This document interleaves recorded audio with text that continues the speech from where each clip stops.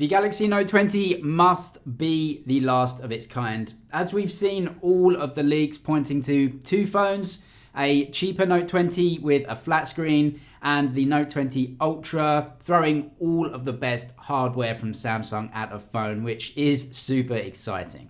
But it hopefully should signal the end of one era and the beginning of another, especially when it comes to Samsung and their position.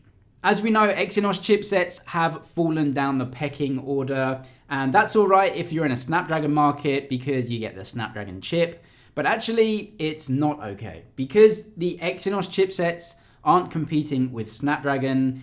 Qualcomm are doing things that are affecting the whole industry and not for the better.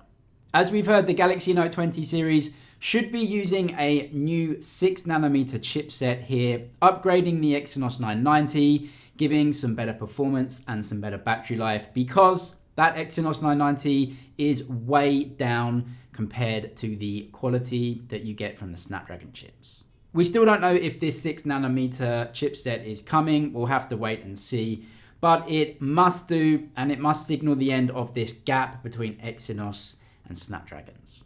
So we recently got this news that the new flagship SoCs going into phones this year and the start of next year are going into production, and it's not good news for flagship smartphone fans.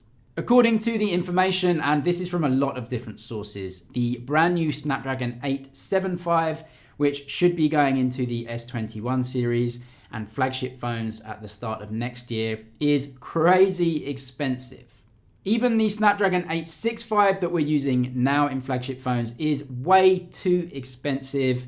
It absolutely shot up the price this year. We have Chinese brands like OnePlus and Xiaomi who are known for giving cheaper flagships all across the $1,000 mark. Not to mention the S20 Ultra, which is $1,400 for the smartphone. A big part of that is this very expensive Snapdragon 865, but the 875 possibly costing another $100 on top. Qualcomm's monopoly is basically killing the flagship phone market, putting all of these good phones out of reach of most people. We can see that Samsung can't really sell flagships anymore because they're just too expensive, and in Exynos markets, people don't want to pay that much money for an Exynos chipset.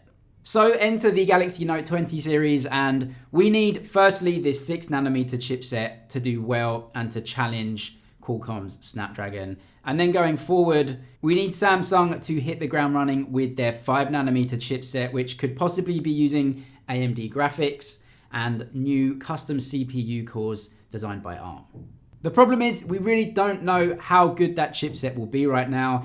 It looks very promising. The GPU scores are amazing, and also ARM designed CPUs and custom CPU cores will be good too. But we don't know how it's all going to work together and if they can put it all on one chip that actually challenges Qualcomm and gives them a run for their money, which means competition, which means Qualcomm can't put their prices up by $100 each year.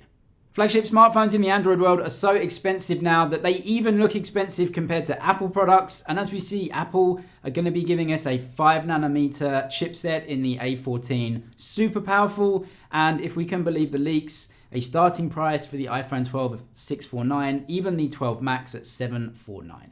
Since when did Apple phones, flagship phones, actually appear a good deal compared to Android flagships? So that's why the Galaxy Note 20 must be a turning point. We must see Exynos chips challenging Qualcomm chips, and we must have competition because it's not coming from Huawei right now because of the ban.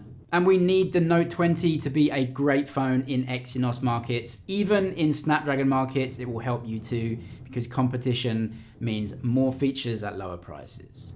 Anyway, let me know what you think of the Galaxy Note 20, where it sits in the market, the new Exynos chipsets that may be coming, the 5nm chipsets next year with AMD graphics. I really hope they give Qualcomm a run for their money to give them competition. Let me know what you think about all of that in the comments. I'd love to know your thoughts. That's it for now though.